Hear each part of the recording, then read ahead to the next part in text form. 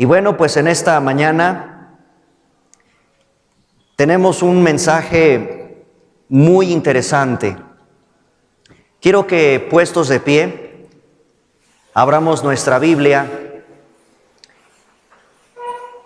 en el Evangelio de Mateo capítulo 4. Evangelio de Mateo capítulo 4, versículo 23 hasta el capítulo 5, versículo 2. En este primer servicio de esta mañana vamos a dar el panorama del Sermón del Monte. Y en el segundo servicio nos vamos a enfocar únicamente en el versículo 3 del capítulo 5. Entonces ustedes que se levantaron temprano y vinieron a este primer servicio van a recibir el panorama del Sermón del Monte. Vamos a leerlo todos juntos, desde el capítulo 4, versículo 23, hasta el capítulo 5, verso 2. ¿Estamos listos? ¿Todos con la palabra de Dios? ¿Listos ahí en las pantallas también? Dice la palabra del Señor, lo vamos a leer todos juntos. Capítulo 4, verso 23. Y recorrió Jesús toda Galilea, enseñando en las sinagogas de ellos y predicando el evangelio del reino y sanando toda enfermedad y toda dolencia en el pueblo. Y se difundió su fama por toda Siria, y le trajeron todos los que tenían dolencias, los afligidos por diversas enfermedades y tormentos, los endemoniados, lunáticos y paralíticos, y los sanó. Y le siguió mucha gente de Galilea, de Decápolis, de Jerusalén, de Judea y del otro lado del Jordán. Viendo la multitud, subió al monte, y sentándose, vinieron a él sus discípulos, y abriendo su boca, les enseñaba diciendo, y hasta ahí. Se pueden sentar, muchas gracias.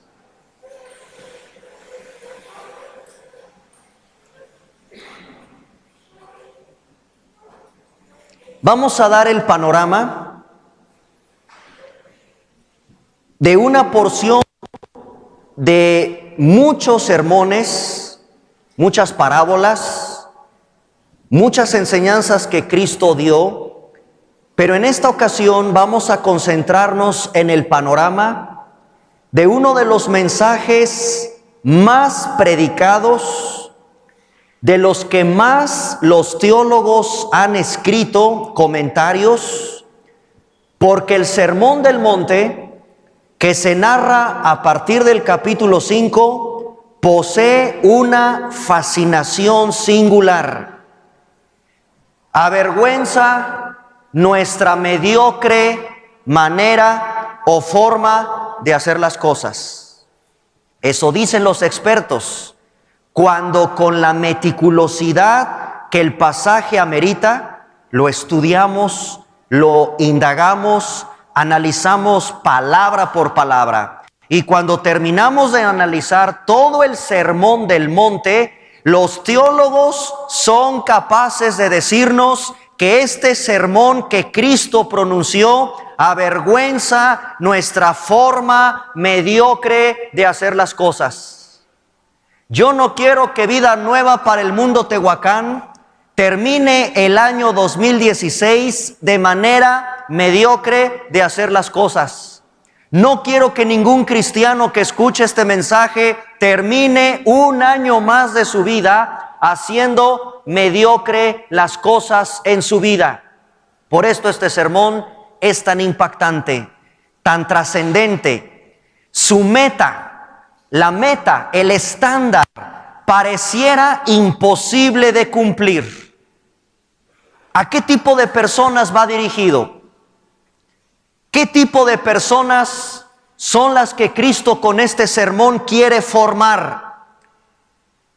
¿Qué tipo de personas son a las que va dirigido el famoso Sermón del Monte, que reflejan sin lugar a dudas el carácter y la manera de pensar de los que se dicen cristianos.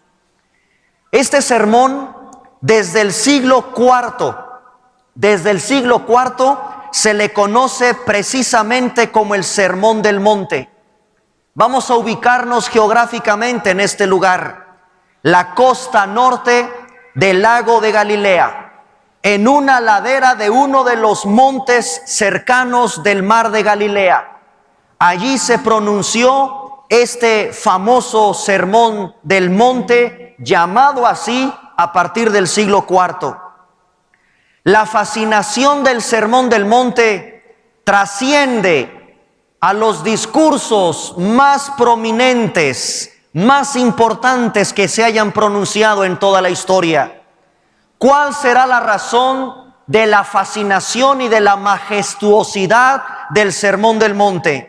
El propio evangelista Mateo, en el capítulo 7, versículos del 28 al 29, nos da una idea del por qué este sermón que Cristo pronunció trasciende, supera por mucho a los más grandes oradores y a los más grandes discursos jamás pronunciados en la historia. Mateo dice en el capítulo 7, versículos del 28 al 29, cuando terminó Jesús estas palabras, entiéndase todo el sermón que pronunció, la gente se admiraba de su doctrina. Versículo 29, porque les enseñaba como quien tiene autoridad, no como los escribas. Lo que vamos a estudiar en esta mañana son las palabras autoritativas del Hijo de Dios. No hay duda, no hay términos a medias. Es un hombre que confrontó con la autoridad de ser Dios. Dios hablando a un tipo de personas que espero en esta mañana son a las que va dirigido este sermón. ¿Por qué les digo que trasciende a los discursos más importantes de la historia? Déjenme traer a colación 4, tan solo 4. Si analizas la historia, ¿qué te parece si analizamos el famoso discurso pronunciado el 28 de agosto de 1963 en Estados Unidos por Martin Luther King Jr.? I have a dream. Tengo un sueño. En ese discurso, Martin Luther King pasa a la historia como un hombre que hablaba de libertad, de abolir el apartheid o abolir toda la cuestión de discriminación hacia la raza negra. Este discurso queda grabado el 28 de agosto de 1963 con una fascinación impresionante para todos los oradores y los amantes de la historia del mundo. El recién fallecido Fidel Castro, que apenas murió, en 1979 pronunció el discurso más largo de toda la historia de los discursos pronunciados en toda la historia, en la tribuna de la Organización de las Naciones Unidas. Allí Fidel Castro hablaba de la igualdad de la economía. Ustedes saben que Cuba pugnaba por ser un país socialista, donde todos compartieran de lo mismo. Hoy ese hombre ya partió. Ese hombre tan solo queda el recuerdo, por supuesto, de un revolucionario que trajo revolución a Cuba, y todos los mandatarios de la mayor parte del mundo fueron a la isla hace unos días a venerar y a tener en mucha estima a Fidel Castro. Su discurso quedó grabado en la historia en 1979 en la tribuna de la Organización de las Naciones Unidas. A los jóvenes en el German Stadium, en septiembre de 1934, Adolfo Hitler les inyectó la pasión por el Tercer Reich. Hitler pasa a la historia no solamente por ser un hombre despiadado que quiso exterminar a la nación judía, cuya bandera está aquí representada, sino que fue un extraordinario orador. Fascinante las palabras de este hombre que inyectaba, era un hombre que de alguna manera hipnotizaba estadios completos con sus discursos, y todo de manera improvisada. En septiembre de 1934, Adolfo Hitler, ante un auditorio impresionante de jóvenes nazis, les inyectó la pasión por creerse una raza superior y que tenían que abolir a los perros y ratones judíos. Ese discurso, pronunciado en el German Stadium en 1934, pasa desde luego a la historia como uno de los más grandes discursos pronunciados por Adolfo Hitler.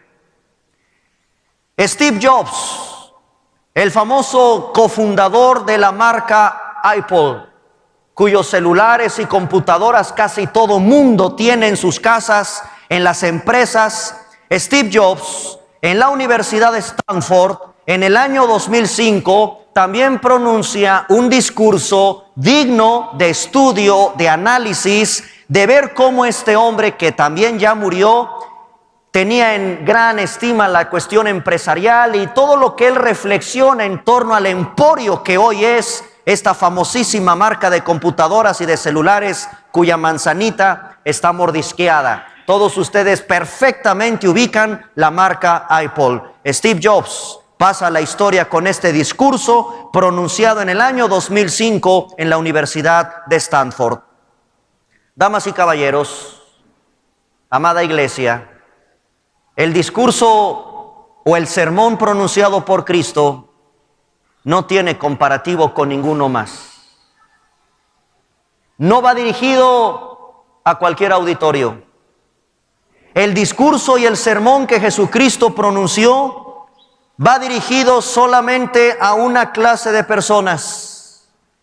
Maravilloso sermón que no le llega ni a los talones a ninguno de los discursos que acabo de mencionar, por tan solo mencionar 4 de una lista enorme de discursos pronunciados en la historia. Este sermón no es futurista.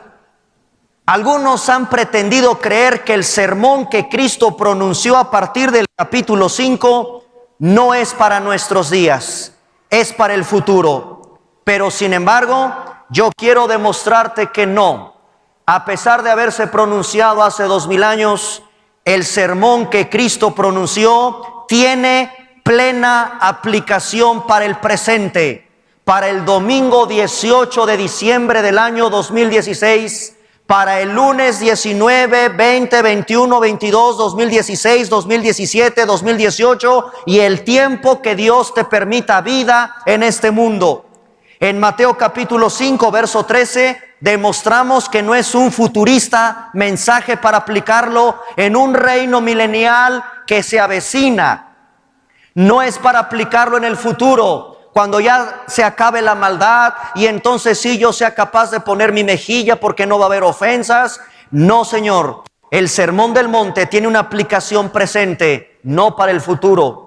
En Mateo capítulo 5, verso 13, Cristo, dentro del contexto de este sermón, dice: vosotros sois, no dice serán, dice somos en un tiempo presente la sal de la tierra.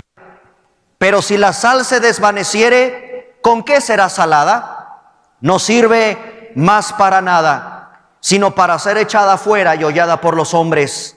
Versículo 14. Vosotros sois, no dice serán, dice que en el presente, en el momento en que Él lo pronunció y la persona que lo escuche en este preciso momento, Cristo habla de un presente. Somos la luz del mundo. Una ciudad asentada sobre un monte no se puede esconder. No se enciende una luz y se pone debajo de un almud, sino sobre el candelero y alumbra a todos los que están en casa. Cristo habla de un presente, de la aplicación presente, a pesar de haberse pronunciado hace más de 2000 años. Llevó varias horas predicar este mensaje, este sermón. Si ustedes analizan en sus Biblias, el capítulo 5 tiene 48 versículos. El capítulo 6 tiene 34 versículos. Y el capítulo 7 hasta el versículo 27 registra en rojo. Muchas Biblias de ustedes usan la tinta roja para resaltar las palabras de Cristo, 27 versículos del capítulo 7, capítulo 5, capítulo 6, capítulo 7, que lo podemos leer en 15, 20 minutos, pero los historiadores coinciden, duró horas. No tenían la comodidad que tú tienes en esta mañana de estar sentado en una silla. No tenían la comodidad de estar albergados bajo este techo para no ser quemados por el sol o las inclemencias del viento y del clima. En esta época a la gente le interesaba, por encima de las condiciones materiales o comodidades donde estén, les interesaba más la palabra de Dios. Y así debe de ser. Estaban atentos por largas horas, escuchando palabra por palabra del mensaje que el maestro estaba pronunciando. Por eso los historiadores coinciden, se tardó horas Cristo en proclamar este sermón fascinante y extraordinario. Todos los días yo le agradezco a Dios que tengo una iglesia donde reunirme en comodidad, porque esto que tenemos, hermanos, miles de predicadores, de hermanos, de misioneros, de cristianos anhelarían tener para estar sentados escuchando la Biblia. Debemos de ser siempre agradecidos por Dios, por el techo que tenemos para escuchar su palabra. Por horas, sin importar el clima, sin importar los mosquitos, sin importar el olor de algún animalito por ahí, sin importar el sol o la lluvia o el viento o lo que sea en la intemperie, estaba aquí una multitud atenta a las palabras del maestro.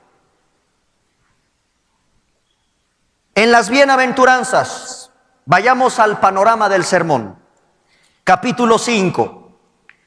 A partir del versículo 3, se encuentran 8 bienaventuranzas, 8 cualidades que describen el carácter. Qué hermoso el carácter de un cristiano. Tu carácter, amóldalo al de Jesús. No copies a nadie en el carácter. Estudia las bienaventuranzas y ahí vas a descubrir el tipo de carácter que Dios quiere que tengas. Y en una de esas bienaventuranzas, de las 8 que se mencionan, está el llorar. No hay cosa más hermosa que ver un cristiano llorando por el pecado, por la maldad, por alcanzar a tu hijo que no viene a Cristo. No hay cosa más hermosa que ver a una madre llorando por la salvación de su esposo. No hay cosa más hermosa que ver a un hombre de pantalones llorando por sus hijos, llorando por la maldad de este mundo, llorando porque el Señor venga. Eso refleja el carácter de un cristiano, por encima de lo que te enseñen de que llorar es sinónimo de debilidad. Por encima de aquellos que creen que los hombres no deben llorar, porque si te ven llorando te van a tragar vivo en la vida. Yo le creo a Jesús, yo creo en su mensaje y yo creo que son bienaventurados los que lloran, porque ellos van a recibir consolación. Ese es el carácter que Cristo quiere moldear en estas 8 cualidades o en 8 bienaventuranzas que describen tu carácter, mi carácter, si es que te dices cristiano. En ser sal, en ser luz, Cristo te enseña la influencia tan grande que tienes en tu familia, en la sociedad, en Tehuacán, en el estado de Puebla, en todo tu país y en todo el mundo que te rodea. En ser sal y luz enseña a Cristo tu influencia. En la ley, el enojo, la codicia, el matrimonio, la honestidad, el amor activo, se habla de la justicia que todo cristiano debe de profesar. Por supuesto que este sermón, capítulos 5, 6, 7, abarcan todos estos temas: el enojo, la codicia, el matrimonio, la honestidad, el amor activo, etcétera. En todos estos tópicos, en todos estos temas, Cristo habla de la justicia que todos los cristianos debemos demostrar. En la fe que profesamos se exhorta que no sea una fe hipócrita, sino una fe real. En el mensaje del sermón, Cristo confronta, por eso decía, nuestra forma mediocre de hacer las cosas. Los que estudian este sermón coinciden que el núcleo, la centralidad de todo el sermón está en el capítulo 6, versículo 8. Leámoslo. No os hagáis, pues, semejantes a ellos. Entonces, a diferencia de los grandes discursos de la historia, aquí va dirigido a un grupo muy selecto. No somos igual que los demás. No te hagas, no se hagan semejantes a ellos. Por eso es la trascendencia del sermón. La iglesia ha perdido eso muchas veces. El testimonio nuestro está por los suelos muchas veces, porque a veces sí somos semejantes a los demás, en la forma de hablar, en la forma de pensar, en la forma de platicar, en la forma de ver la vida, en la forma de llevar tu matrimonio, en la forma en que piensas el sexo, en la forma en que piensas sobre los hijos, en la forma en que piensas sobre las redes sociales, en la forma en que piensas sobre la iglesia, en la forma en que piensas sobre lo que Dios te ha dado. Eres semejante a los demás. Somos semejantes a los demás muchas veces en muchos temas. Hoy el Señor confronta con este sermón y me está diciendo: no sean ustedes semejantes a ellos.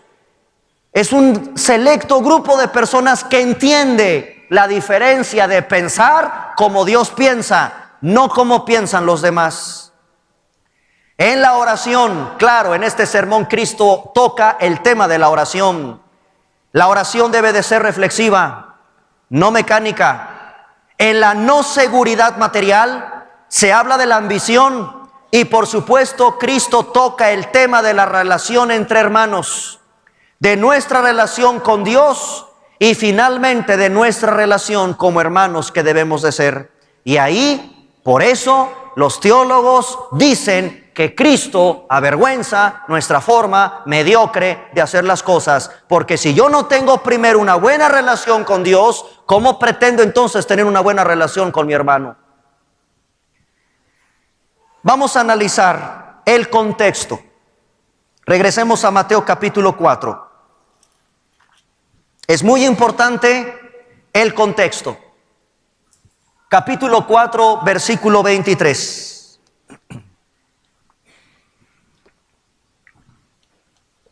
Recorrió Jesús toda Galilea, enseñando en las sinagogas de ellos y predicando el evangelio del reino, sanando toda enfermedad, toda dolencia en el pueblo. Se difundió su fama por toda Siria y le trajeron, escucha, todos los que tenían dolencias, afligidos por diversas enfermedades, tormentos, endemoniados, lunáticos y paralíticos, y los sanó. Dice el versículo 25 que de repente una cantidad impresionante de gente, mucha gente, y vean nada más de todas esas regiones: Galilea, Decápolis, Jerusalén y Judea, y del otro lado del Jordán. Ahí va esa multitud. Entramos al capítulo 5 para ahora sí entender el contexto.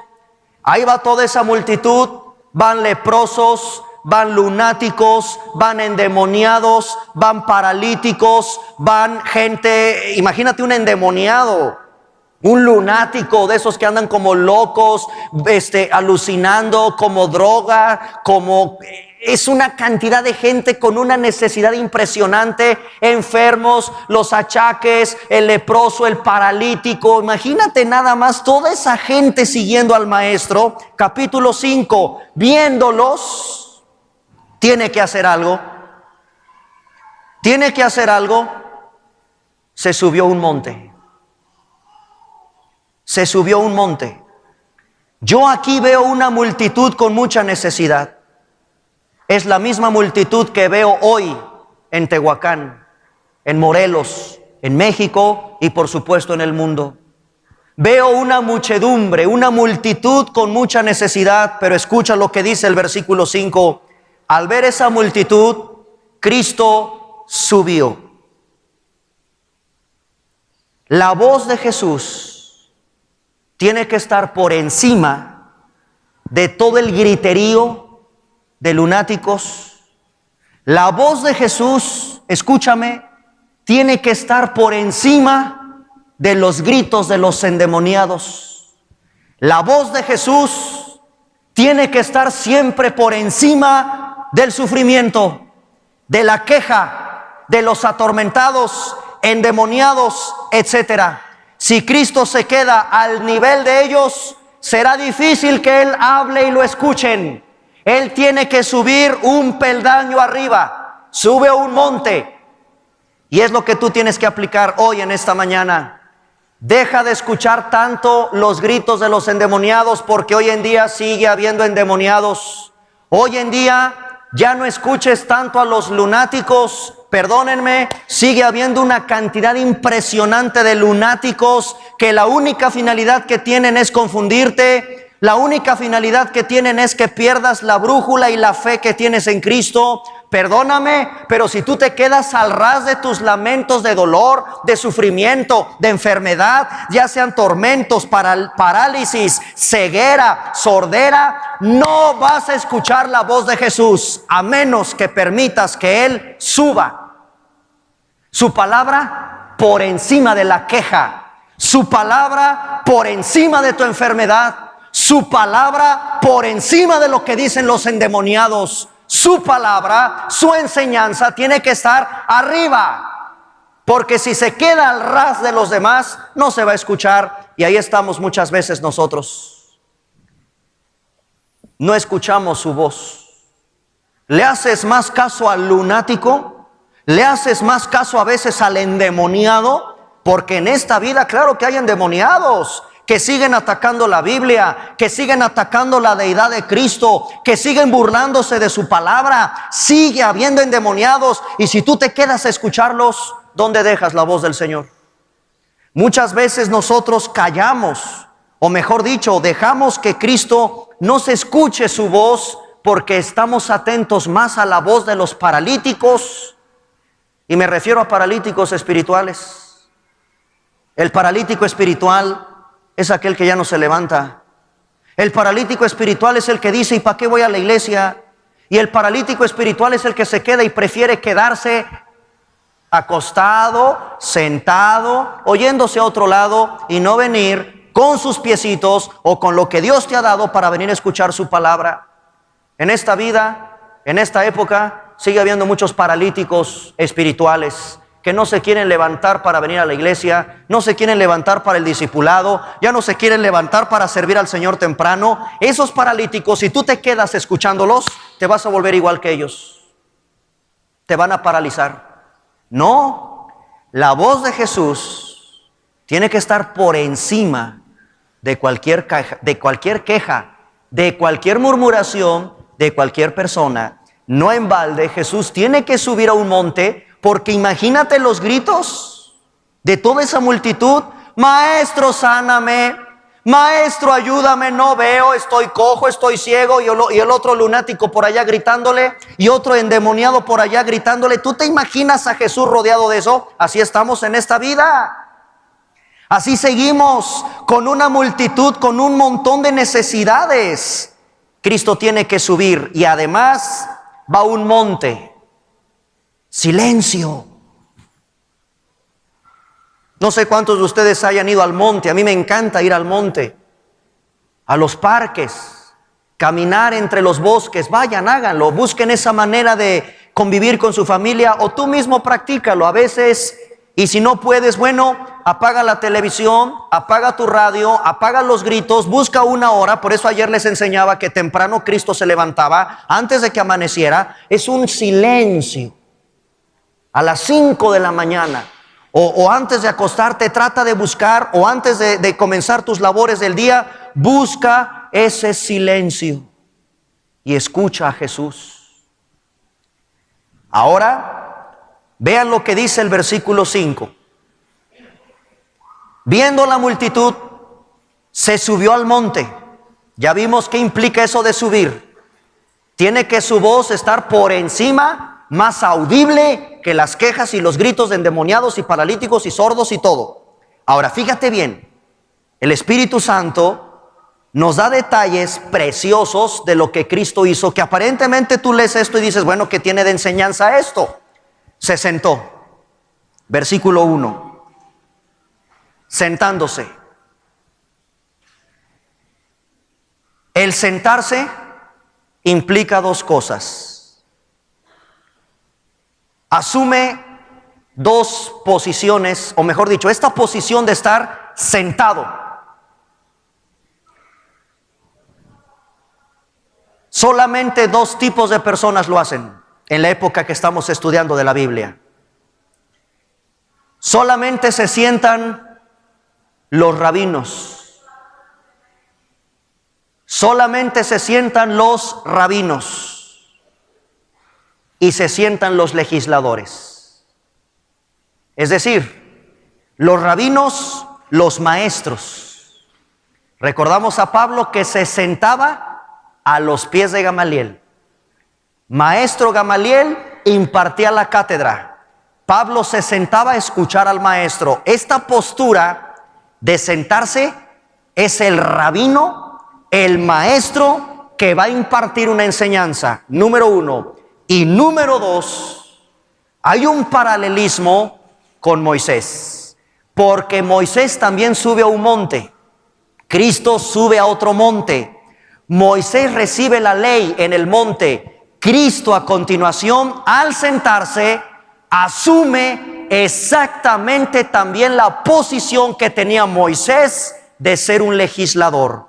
Solamente dos clases de personas asumían esta postura: el maestro y los legisladores. Y lo que a continuación Cristo, al asumir la postura de maestro y de legislador, los judíos que lo estaban viendo comprendían que algo impresionante iba a suceder, y lo corroboramos con el Sermón del Monte, porque ahora Cristo asume una postura de un legislador superior a Moisés. Superará al mismo legislador Moisés. Capítulo 5, verso 17, comprobémoslo. Ya se sentó el rabino, ya se sentó Jesús. ¿Estamos de acuerdo? Asume la postura de maestro. Pero aquí también, al sentarse, asume la postura de un legislador. No penséis que he venido para abrogar la ley o los profetas. No he venido para abrogar, sino para cumplir. Capítulo 5, versículo 21. A continuación, Cristo sentado asume la postura de ser un legislador superior a Moisés. Oísteis que fue dicho a los antiguos: no matarás. Efectivamente, esto estaba en la ley. Éxodo capítulo 20, versículo 13. Efectivamente, esto Moisés, como legislador, lo había enseñado al pueblo de Israel en Deuteronomio capítulo 5, verso 17, en lo que se conoce como la Torá, la ley. Ahí Moisés había dado estas instrucciones legislando respecto al homicidio. Pero fíjate ahora lo que este maestro bendito, que supera a todos los maestros de Israel y que supera a todos los legisladores que tuvo Israel, incluyendo Moisés, nos dice en el versículo 21: oísteis que fue dicho a los antiguos: no matarás. Cualquiera que matare será culpable de juicio. Pero, y aquí entra en acción el legislador supremo del universo. Pero yo te digo, cualquiera que se enoje contra su hermano será culpable de juicio. Cualquiera que le diga necio a su hermano será culpable ante el concilio, y cualquiera que le diga fatuo a su hermano quedará expuesto a un lago de fuego, entiéndase, una condenación en el infierno. Para este legislador no basta con jalar el gatillo de una pistola para ser un homicida. Para Jesús basta con que en tu corazón le guardes rencor a un hermano para convertirte en un homicida. Para Jesús, el no reconciliarte con tu hermano, el creer que venir a la iglesia y estar peleado con alguien, odiándolo, eres culpable ante este legislador supremo de homicidio. No es un sermón para cualquier persona. Sin duda es el cristiano ideal, el que sabe perdonar, el que sabe avanzar en la vida sin guardar rencor, el que entiende que no puede tener una actitud de homicida guardándole rencor a su hermano con el que se peleó. Este es el cristiano ideal. Este es el cristiano que Cristo quiere formar en este sermón. Capítulo 5, versículo 27. Oísteis que fue dicho, no cometerás adulterio. Efectivamente, Moisés en Éxodo capítulo 20, versículo 14, en Deuteronomio capítulo 5, versículo 18, había legislado en torno a este tema que hoy, en pleno siglo XXI, sigue causando destrozos en las familias, el adulterio.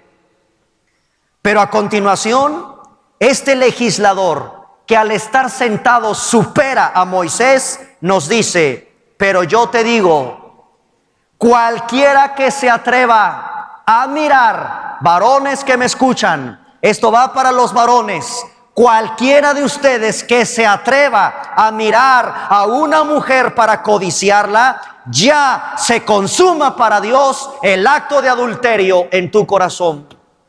Perdóname, para Dios no es el acostarte y que te encuentren en flagrancia en un lecho que no sea con tu esposa. Para Dios basta que en tu corazón tengas la idea de acostarte o de querer a una mujer codiciándola y que no sea tu esposa. Eres un adúltero ante sus ojos. No va dirigido a cualquier persona este sermón. Allá afuera es el hazmerreír de todos lo que pasa en el matrimonio. Ah, compadre, ten dos, ¿qué pasa? No pasa nada, al contrario, demuestra que tienes 3, 4, 5 mujeres y demuestras lo valiente que eres. Tú sí eres hombre, compadre. Eso opinan allá afuera. El cristiano ideal, el cristiano al que va dirigido este mensaje que Cristo proclama en este sermón, respeta el sacrosanto vínculo del matrimonio y no hay manera de evadir a este legislador supremo que conoce los corazones de todas las personas. Capítulo 5, versículo 31. También fue dicho, cualquiera que repudia a su mujer, dele carta de divorcio. Pero yo os digo, otra vez el legislador que supera a Moisés, dice lo siguiente. Yo os digo que el que repudia a su mujer, a no ser por causa de fornicación, hace que ella adultere. Y el que se casa con la repudiada comete adulterio. Todo esto Cristo lo enseñó superando la legislación que Moisés había establecido en Deuteronomio capítulo 24 del 1 al 4 y que los evangelistas recogen en el tema del divorcio. Capítulo 5 versículo 33. Además oísteis que fue dicho a los antiguos, no perjurarás, sino que cumplirás al Señor tus juramentos. Efectivamente, en 3 libros de la Torá, en Levítico 19:12, en Números 30 versículo 2 y en Deuteronomio capítulo 23 verso 21, Moisés como legislador había dicho, no te atrevas a jurar y no cumplas. Versículo 34, y aquí caemos en un gravísimo error en muchas iglesias, no aquí no, en otros lados. Pero yo les digo, no juren en ninguna manera, no juren ni por el cielo, porque es el trono de Dios, Tampoco jures por la tierra, porque es el estrado de sus pies, ni por Jerusalén, porque es la ciudad del gran rey. Ni por tu cabeza jurarás, porque no puedes hacer blanco o negro un solo cabello. Versículo 37, iglesia, llévate esta reflexión en esta mañana. Cuando hables y te atrevas a prometer algo, cúmplelo. Que tu sí sea, y cuando digas no sea así de sencillo, así de difícil. Estamos llenos de promesas, no cumplimos. Llenos de compromisos, y el año nuevo, pues se presta para eso. Ahora sí, 2017, todos al gimnasio. 2017, todos a hacer ejercicio. 2017, ahora sí voy a pagar esa deuda. 2017, ahora sí voy a servir al Señor. 2017, ahora sí me inscribo en el ITI. 2017, y así te la llevas. Y nunca haces nada. No hacemos nada, dijo el otro. No hacemos nada. Que tu sí sea un sí y tu no sea un no. Dice versículo 37, porque lo que es más de esto, del mal procede. Del mal procede. Finalmente, capítulo 5, versículo 43. Oísteis que fue dicho, amarás a tu prójimo y aborrecerás a tu enemigo. Pero yo les digo, amen a vuestros enemigos, bendigan al que los maldicen, oren por el que los ultraja y los persigue, para que seáis hijos de vuestro Padre que está en los cielos, que hace salir su sol sobre malos y buenos, y que hace llover sobre justos e injustos. Todas estas enseñanzas me hablan de la superioridad de este legislador que al estar sentado supera a toda la ley mosaica que se había establecido en la nación de Israel. Termino este panorama con 3 aplicaciones prácticas a tu vida. Número 1, tu testimonio. Capítulo 5, versículos del 13 al 16. Recuerda, iglesia, eres sal de la tierra. Tú eres el que le da sabor a la vida. Y por ti, escúchame, cristiano que me escuchas, por ti el Señor detiene su juicio. Porque somos como la sal. La sal es un conservador. La sal hace que las cosas se mantengan y no se descompongan tan rápido. A la carne hay que echarle sal, y la sal le da sabor a la vida. Un cristiano amargado no le da sabor a la vida. Un cristiano que nada más queja y queja y queja y queja y queja, eres igual que los demás. El cristiano por lo menos sonríe. El cristiano, aunque no tenga mucho dinero, es un cristiano que por lo menos con sus frijoles vive contento delante de Dios. Es un cristiano que sonríe. Es un cristiano que le agradece a Dios por el día. Le agradece a Dios por todo. Es sal. Le da sabor a la vida. Inyectas una sonrisa a la persona que se está amargando junto a ti. Somos luz. De acuerdo a este libro, hay 3 aspectos en todititita la vastuosidad del mundo entero, que es luz. Cristo, la Biblia y ustedes. Fuera de Cristo, perdóname Buda, perdóname Alá, perdóname Hare Krishna, perdónenme cualquier político famoso de la historia, perdónenme los jajarashis, los iluminados, perdóname. Fuera de Cristo no hay luz. 2, fuera de este libro no hay luz. Y que me perdonen los más grandes premios Nobel de literatura, y que me perdone tu profesor de literatura que cree que lo más extraordinario que se ha escrito es las epopeyas de Gilgamesh, o que lo más hermoso que escribió fue Carlos Marx con El Capital, o señor Vallejo, usted que escribió un libro atacando la Biblia que se llama La Ramera de Babilonia. No, perdónenme, perdónenme muchachos, perdónenme damas y caballeros, el único libro que tiene luz es este. Y en tercer lugar, y aquí viene una parte que tienes que entender, la Biblia dice, y Cristo dice que tú eres luz. Y todo lo demás son tinieblas. Compórtate entonces como luz. No te escondas. No escondas nunca la Biblia. Que te vean con la Biblia en el carro. Que te vean con la Biblia en tu mochila. Que te vean con la Biblia leyéndola. Claro que sí, caramba, eres luz. No la escondas. Esa es la parte que Cristo confronta en este sermón. Eres luz y de testimonio. Número 2, la economía. El tema de la economía está en todos los noticieros, está en todos los medios de comunicación y estamos a punto, damas y caballeros, de cruzar el umbral del 2016 y solo Dios sabe qué le va a pasar a la economía de nuestro país y de Estados Unidos.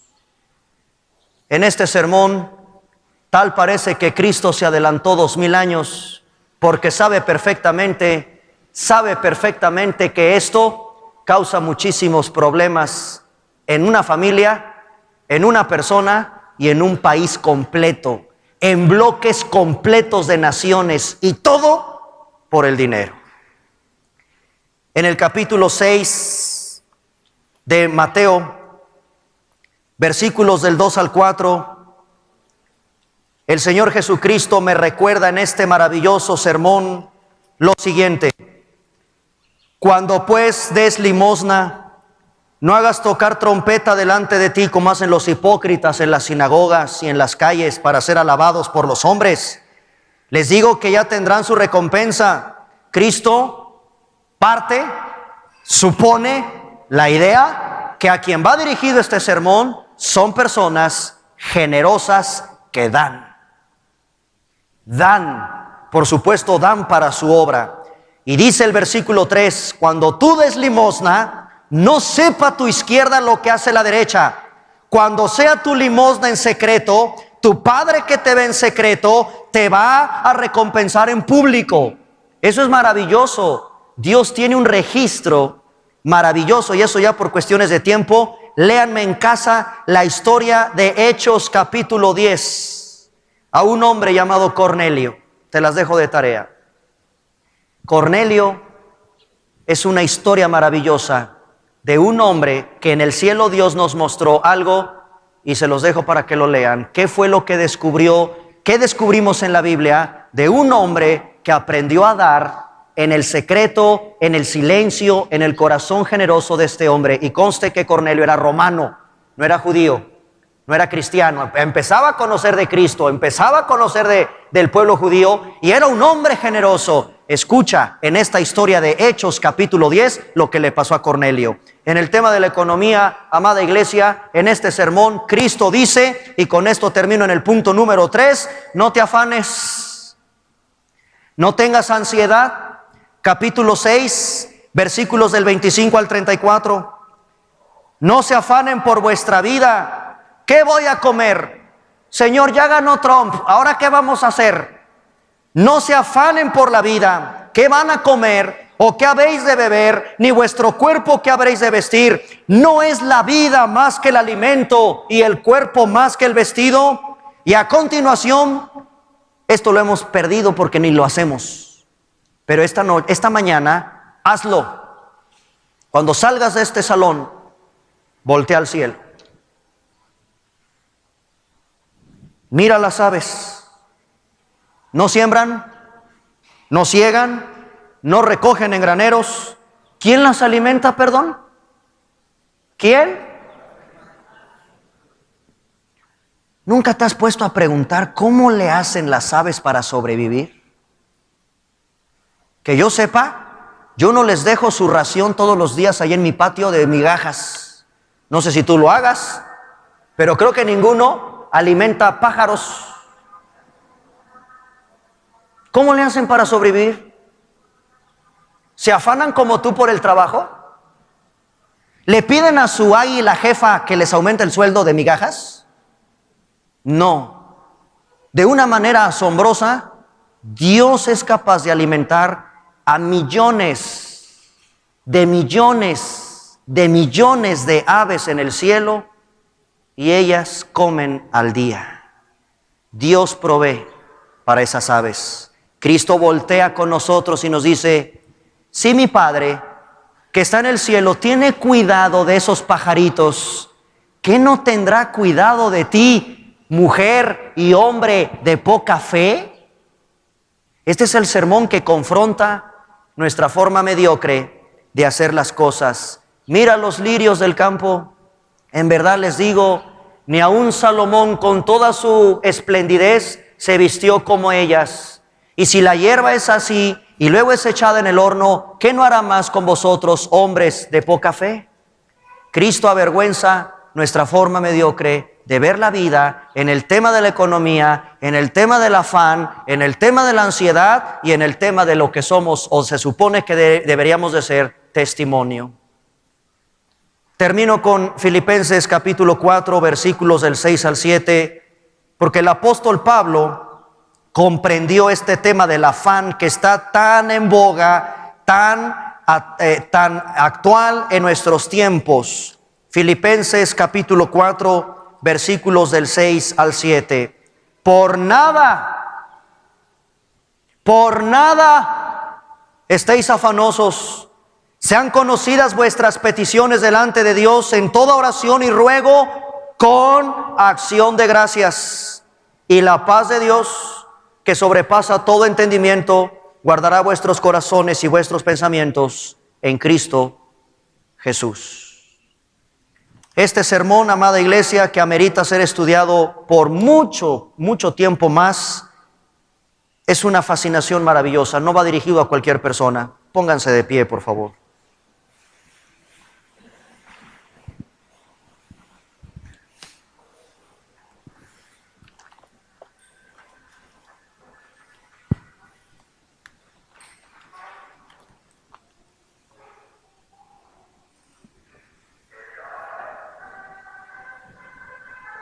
Ya ven, hasta fanfarrias nos echan. Yo quiero ser este cristiano que describe Mateo en este sermón. En el segundo servicio voy a predicar solamente la primera bienaventuranza: los pobres de espíritu. Porque por ahí comienza. No es coincidencia, no es casualidad que Cristo haya escogido la pobreza, no pobreza material, que aquí muchos la tuercen. Es una pobreza espiritual, lo voy a desarrollar. ¿A qué se refiere Jesús? Yo quiero ser ese pobre de espíritu. Yo quiero ser esa persona que llora. Yo quiero ser ese cristiano manso. Quiero ser ese cristiano que tiene hambre y sed de justicia. Quiero ser ese cristiano misericordioso. Quiero ser ese cristiano limpio de corazón. Quiero ser pacificador y, claro, si es necesario que me ataquen y me persigan por mi fe, estoy dispuesto a dar la vida misma. Yo quiero ser ese cristiano. Yo quiero ser ese cristiano que sea sal de la tierra y luz de este mundo. Quiero ser ese cristiano al que va dirigido este sermón, que vea la vida no como la ven los políticos ni los economistas. Quiero ver la vida como la ve Jesús, como la ve Él. Y mi modelo a seguir no es Hitler, no es Fidel Castro, no es Steve Jobs, no es Martin Luther King, no es ninguno de los más grandes hombres de la historia. Mi modelo a seguir es Jesús. ¿Y el tuyo? En esta Navidad, las palabras de Jesús tienen que estar tan vigentes en tu vida, tan presentes. Este sermón fue predicado hace más de 2000 años. Sigue vigente esta mañana. Tan vigente como cuando se pronunció. Y será vigente por toda la eternidad. Oremos. Maravilloso Señor, Maestro por excelencia, Déjanos subir a ese momento de silencio en el monte. Hay mucha necesidad entre el pueblo. Hay mucha gente con tanta necesidad de enfermedad. Hay lunáticos, endemoniados y paralíticos. Oh Dios, no quiero escuchar otra voz más que la tuya. Déjame sentar a tus pies. Y ahí en el silencio de ese monte, volver a recordar lo que tú anhelas para mí. Quieres forjar en mí tu carácter. Quieres forjar en mí una plena identificación contigo, porque me has dado tu espíritu y lo puedo hacer. Déjame subir a ese monte a solo escucharte a ti, Jesús. Por encima, tu voz, por encima de cualquier necesidad. Tú eres Dios. Si tú tienes cuidado de las aves, tendrás cuidado de mí. Me pides que voltee al cielo a mirar las aves. Me pides que mire los lirios del campo. Si tú tienes cuidado de ello, también tendrás cuidado de mí. No me dejarás y nunca me desampararás. Creo en tu palabra, tan viva, tan fresca, tan poderosa, capaz de transformar los corazones. Oh Dios, te pido perdón por mi codicia. Te pido perdón por mi adulterio. Te pido perdón por mi homicidio, por mi odio.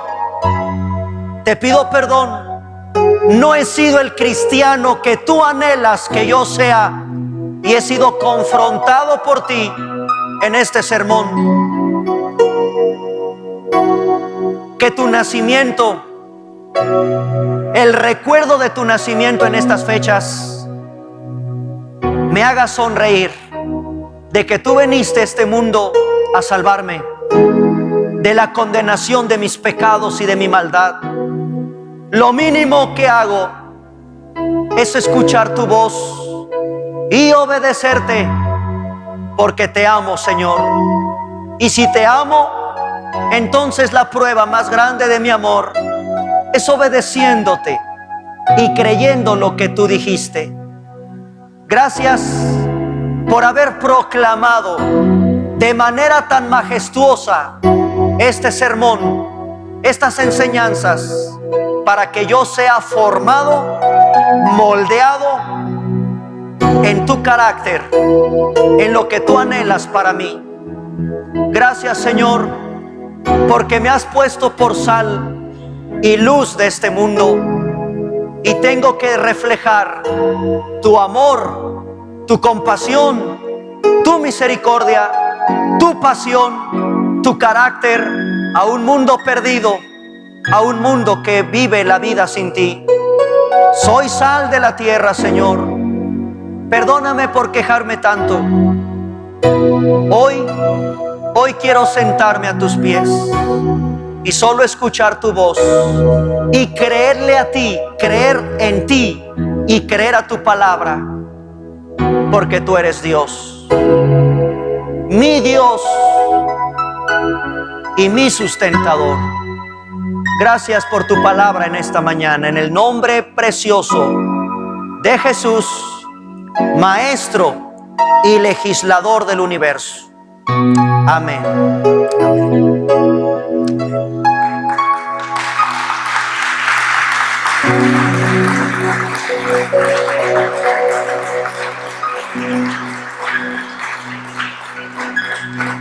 Tomen asiento un momentito, por favor. Ya nos vamos despidiendo. Solamente, rápidamente, me gustaría saber si alguien quisiera entregarle su vida a Jesucristo. Por lo que vi, la mayoría ya son de casa, ya son cristianos, lo cual nos da mucho gusto. Pero no quiero desaprovechar esta oportunidad. Tal vez no tienes a Jesús. Está por demás porque Puedes venir a la iglesia y sentarte, pero no tener la salvación. Venir aquí no te hace ser salvo. Lo que te hace ser salvo es que tengas un sello. Es el sello de su Espíritu Santo. Y ese sello Dios lo pone cuando tú le entregas tu vida a Jesús. Crees en su sacrificio, crees en su cruz, en esa sangre derramada en la cruz por tus pecados. Tal vez hay algún joven, veo muchos jóvenes, lo cual me da mucha alegría. Veo hombres, veo mujeres. Tal vez en esta mañana, amiga, amigo, le quieres entregar tu vida a Jesús. Y si es así, a todos les pido inclinen su rostro, por favor. Padre Santo, repite después de mí esta oración. Yo te voy a ayudar, te voy a guiar en esta oración para que si tú le quieres entregar tu vida a Jesús, dile: Padre Santo, creo en tu palabra, quiero a Jesús en mi vida, ese regalo que enviaste desde el cielo para mi salvación. Quiero a Jesús, no en un pesebre, quiero a Jesús en mi corazón. Quiero a Jesús en mi vida. Le entrego mi vida, mis sueños, mis proyectos, mi futuro. En este momento los pongo en tus manos. Tú eres Dios, te necesito. Veniste al mundo a nacer para morir y morir por mis pecados. Gracias porque por tu sangre hoy me puedes limpiar de toda mi maldad, de toda mi codicia, mi adulterio, mi homicidio, de todo lo malo que soy. Señor, perdóname. Necesito tu sangre, necesito tu salvación. Esa salvación que tú me ofreces, hoy la recibo y declaro que Jesús es mi Señor y mi Salvador. Creo en ti y confío en tu palabra. Sálvame, perdóname y ayúdame a conocerte más a través de la Biblia. Te entrego mi vida en esta mañana, Señor Jesús. Gracias por morir en mi lugar. Te amo y te quiero conocer y seguir. En tu nombre precioso, Jesús. Amén. Amén.